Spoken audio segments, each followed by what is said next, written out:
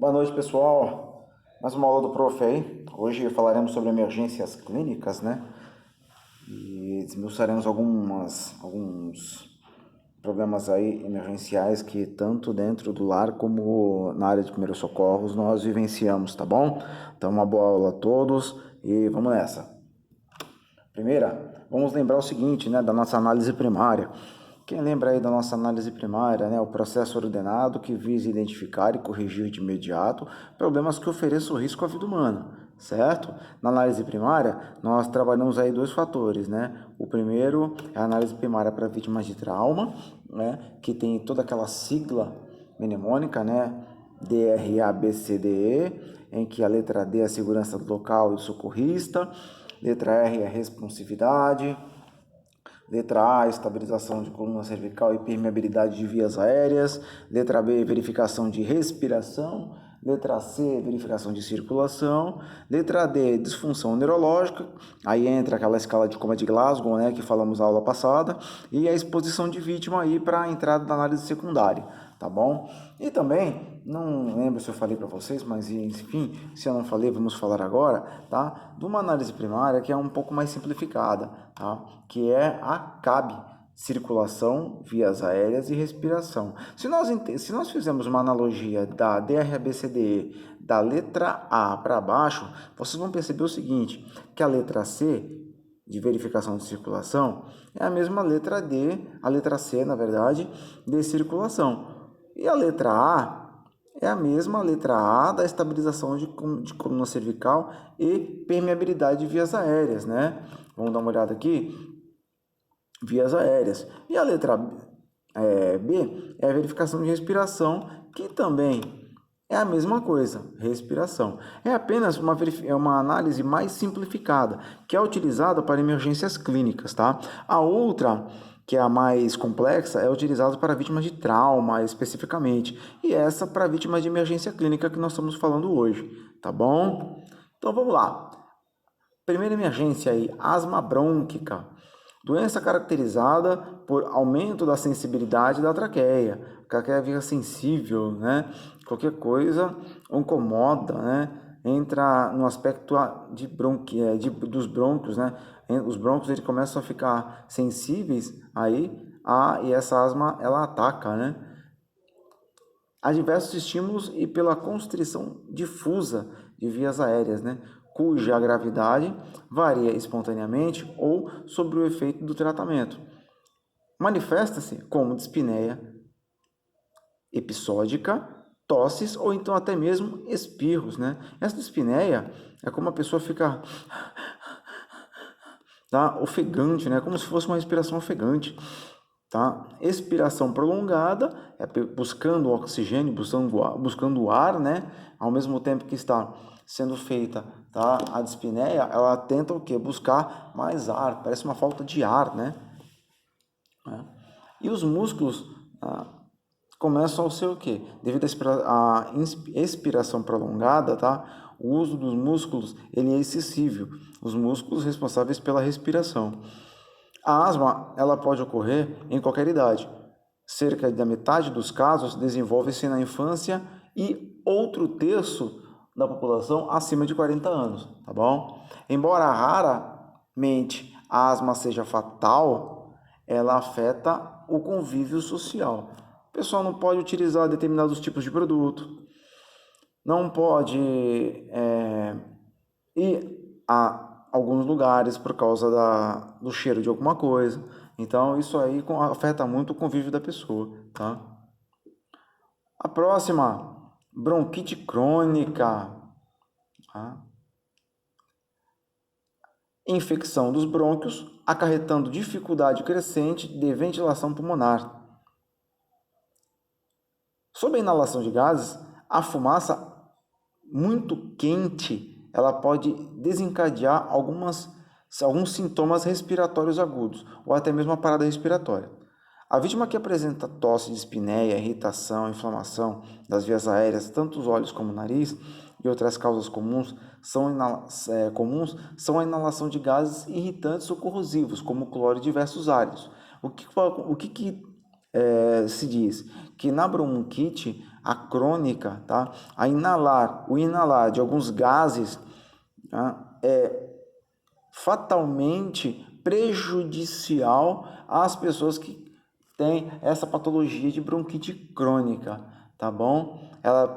Após a inalação dos gases, a dificuldade de ventilação pulmonar, ela cresce à medida que quem vai inalando, né, durante um período prolongado desses gases, tá bom? Convulsões. As convulsões, elas são parecidíssimas com a epilepsia, nos seus aspectos, mas algumas coisas elas diferenciam, que são mínimas, né? Mas tem uma diferença muito grande, tá? As convulsões são contrações violentas, incoordenadas e involuntárias, de parte ou da totalidade do músculo, provocadas por diversas doenças neurológicas e até mesmo não neurológicas, tá bom? São expressões de doenças orgânicas e não doenças mentais. Por que doenças orgânicas, né? Que tem alguma coisa a ver com o nosso organismo, tem alguma alteração fisiológica no nosso organismo, tá bom? Algumas causas de convulsão. Febre alta, que seria a convulsão febril, trauma de crânio, um acidente em que a vítima ela colidiu com a região de crânio ao solo, provoca convulsão, doenças infecciosas, inflamatórias, tumores neurais, acidentes vasculares encefálicos, intoxicações por alimento, por gases e até mesmo a epilepsia. Sem alimento, a pessoa com déficit de alimento pode provocar uma convulsão? Pode. Não se alimentou de manhã, né? O que vai acontecer? Durante um bom período, vai ter uma baixa muito abrupta aí, tá? Da hipoglicemia, podendo ocasionar uma convulsão, tá bom? Os sinais e sintomas de uma crise convulsiva, tá? É a perda de consciência, podendo até mesmo, ao cair, tá? sofrer um trauma, uma batida de cabeça, uma batida de perna ou braço em algum lugar, rigidez do corpo, especialmente do pescoço e extremidades. É uma rigidez que não é aquela decorticação e descerebração, é apenas uma rigidez, tá? Um corpo duro, tá bom? Ela desenvolve alguns quadros e temores de sacudidas, dependendo isso da crise convulsiva. Não é uma coisa, não é uma regra, tá bom? E ela denomina se quando houver, né, o sacudir da pessoa, é denominado de convulsão toniclônica. Então, foi o que eu falei, né? Não é uma regra a pessoa desenvolver sacudidas em várias amplitudes, tá bom? A conduta do socorrista será o quê? Caso você encontre uma pessoa com uma crise convulsiva, a primeira coisa, proteger a vítima de qualquer perigo, afastando objetos do redor. Isso se a vítima tiver o quê? Aquelas sacudidas em amplitude. Ela caiu e começou a ter sacudidas. Próximo passo, proteger a cabeça. Isso também leva em consideração se a vítima tiver o quê? Naquela crise convulsiva, onde há aquelas sacudidas em diversas amplitudes. Posicionar imediatamente a vítima em decúbito lateral, evitando que aspire secreções, permitindo a queda da base da língua e a liberação de vias aéreas. Pelo fato, tá? Daquilo que sempre falam, né? Língua enrola na gente, isso não tem nada a ver, tá bom? Vamos tirar esse mito a partir de agora. Primeiro que língua não enrola, tá bom? Língua não enrola, língua é músculo e músculo relaxa. Quando o músculo relaxa, o que vai acontecer? Ele obstrui a passagem das vias aéreas. Então, obstruindo a passagem das vias aéreas, o que ocorre? Tá? Uma secreção involuntária na região bucal, e a secreção, se ela for broncoaspirada, é fatal para a pessoa. Então, o que acontece? Nós posicionamos essa vítima em decúbito lateral, lateral esquerdo, que nós chamamos de posição de recuperação, que nós vamos ver a seguir. E o que vai acontecer com a língua? Ela vai cair para o lado esquerdo. Se você girar apenas a cabeça dessa pessoa, a língua ela já vai cair para o lado esquerdo e já vai haver uma liberação de vias aéreas, tá bom? Ministrar oxigênio, isso através de máscara facial, no ambiente hospitalar ou até mesmo ambiente de primeiros socorros, e afrouxar as vestes, tá? Liberação de oxigênio, ministrar oxigênio, e se você tiver com equipamento de O2. Se não tiver equipamento de O2, não tem como ministrar oxigênio. E afrouxar as vestes. Gente, é aquilo que foi falado anteriormente na análise primária, né? Afrouxar as vestes não é tirar a roupa, tá? Não é tirar adornos. Afrouxar as vestes, tirar desabotou um botão, né? Abrir um pouquinho um casaco, tá bom? Se liga nisso aí. A epilepsia, tá? Diferente da convulsão, a epilepsia é uma doença neurológica, convulsiva e crônica. Ela manifesta-se pela perda súbita de consciência, geralmente acompanhada de convulsões toniclônicas. Tá? A epilepsia, diferente da convulsão, ela é cognitiva, ela é crônica. Tem pessoas que nascem com essa epilepsia. A convulsão não, pode dar em qualquer pessoa, tá bom? Essa é uma diferença também, que é mínima, mas é uma diferença, tá bom? Uma não é crônica e cognitiva e a outra é crônica e cognitiva, tá? A convulsão não é, a epilepsia é, tá? A epilepsia, ela é composta de 4 fases distintas, basicamente, tá? Que são a fase áurea, que são as sensações premonitórias ou advertência experimentada no início da crise. Ou seja, tem gente que tem dor de cabeça, tem gente que gagueja antes da crise. Isso vai muito de pessoa para pessoa, tá bom? A dor de cabeça já é uma coisa mais assim, popular, né? Mas tem pessoas que começam a gaguejar quando inicia a crise. Ela já sabe que vai ter a crise, ela já toma as devidas providências, tá? Fase tônica. Aí, após o início da crise, existem as extensões musculares corporais, onde há rigidez de dentes e corpo.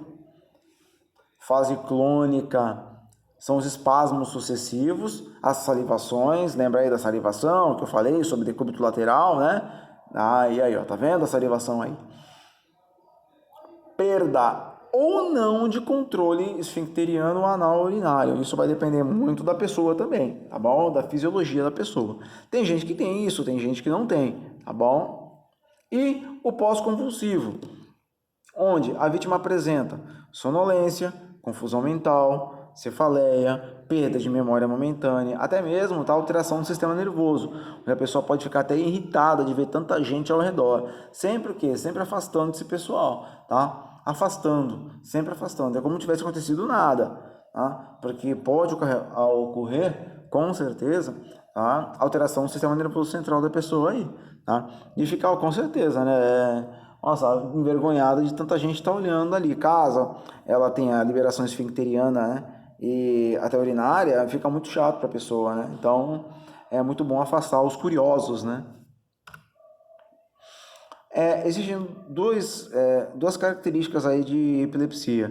A primeira é a de grande mal, que é caracterizado daquelas perdas, a perda de consciência e aquelas convulsões toniclônicas, né? E a de pequeno mal, ela caracteriza-se de breve lapsos sem atividade motora toniclônica, ou seja, tem gente que fica estagnada no mesmo lugar, estática, parada. Ela tem a manifestação, ela para, apenas a salivação permanece, depois ela retoma a consciência, tá? Ela não tem as 4 fases, apenas 2, se eu não me engano, são 2 fases só, tá bom? A sensação premonitória e depois a volta, né? A grande mal não, tem as 4 fases, tudo bem? É interessante nós sabermos sobre isso aí, para nós definirmos também que a pessoa que tem epilepsia, ela pode ter também tanto grande mal quanto a epilepsia de pequeno mal, tá bom? Aí vamos lá, né? Falamos sobre decúbito lateral, né? Decúbito lateral. O decúbito lateral, tanto direito como esquerdo, são chamadas aí na área de enfermagem de posição de Trendelenburg, né? Então, Na verdade, só muda a nomenclatura. Aí, decúbito lateral, tanto direito como esquerdo, na área de enfermagem é Trendelenburg. Tá? É uma variável da supina, né? Onde a parte superior do dorso é abaixada e os pés são elevados no ângulo de 10 a 15 graus, tá? E mantém a alça intestinal na parte superior da cavidade abdominal. Ou seja, né? O pé é levantado no ângulo de 10 a 15 graus ali, fica, né, na angulação, né, da alça intestinal e a parte superior da cavidade do abdômen. Essa parte aqui, ó. Ok? Então ela fica nesta posição. Também é chamada de utilizada para conforto e verificação de temperatura pelo reto, tá? Isso aí na enfermagem é utilizar essa posição de Trendelenburg ou decúbito lateral, é utilizada para conforto do paciente e também para aferição de temperatura na região do reto, tá? É uma posição de conforto, é bom essa posição aí, tá? Para uma posição de recuperação da vítima, caso ela retorne aí, né, após o período convulsivo, tá bom? Aí chegamos no engasgamento, cara. Engasgamento, obstrução de vias aéreas e é definida como a dificuldade ou ausência da passagem de ar para os pulmões, devido a algum obstáculo em qualquer região da via aérea. Podendo ocorrer quando a pessoa bebe, quando a pessoa se alimenta. Isso, alimentar falando, não dá certo, muito menos beber, né? Isso aí, gente, tem que parar com essa situação, com isso, né? O bom do alimento mesmo é você comer sempre o quê? Quietinho, calmo, sem ficar falando, como eu tô falando agora, tá bom? Lógico que eu não tô bebendo, comendo nem bebendo nada, né? Mas eu tô aí, né? Apenas exemplificando para vocês, tá bom? Engasgamento aí. Olha aí, ó, gente. Sinal aí, ó. Sinal popular do engasgamento universal aí, né? A mão no pescoço da pessoa, né? Olhos dilatados. As pálpebras, a região de baixo da pálpebra, né? Região posterior aqui, essa pequena região aqui, né? Ela começa a ficar totalmente manchada, né, que nós chamamos de olho de guaxinim, mais ou menos desse jeito aqui, né? E esse é uma característica aí de engasgamento, tá bom? Olhos dilatados, olho de guaxinim, nós falamos, olho roxo aqui embaixo, né? Mão na garganta, tá bom? E para essa manobra e para esse engasgamento, né, nós até mesmo temos aí, né, o que é chamado de manobra de Heimlich, tá? É uma manobra para nós termos aí sobre engasgamento, para nós fazermos aí o procedimento para desengasgar essa pessoa, tá? Heimlich, nada mais nada menos, leva o nome, tá, do médico que inventou essa manobra, tá? Henry J. Heimlich, né? Que foi o médico criador, né, e creditado, na verdade, né, como inventor da manobra de Heimlich. Isso em 1974. Tá? Ainda encontra-se debates, né, que haja sobre a atual contribuição de Heimlich também, né? Também esteve presente em algumas discussões aí sobre malária, alguns tratamentos de HIV. Então, Heimlich foi um médico renomeado aí nessa área da saúde. Ele nasceu em 3 de fevereiro de 1920, nos Estados Unidos, e faleceu no dia 17 de dezembro de 2016 aí, tá? Ele era casado, tinha filhos, ele publicou alguns artigos, né? Então Heimlich é um cara renomeado. E nada mais, nada menos que deu o nome o quê? Da manobra de Heimlich, né? Que é uma técnica de primeiros socorros utilizada em caso de emergência por asfixia, ali é engasgamento, provocada por um pedaço de comida ou qualquer tipo de corpo estranho que fique entalado nas vias respiratórias, impedindo a pessoa a respirar, né? Quem nunca se entalou na vida, né? Eu já fui um. Meu Deus do céu, ninguém merece.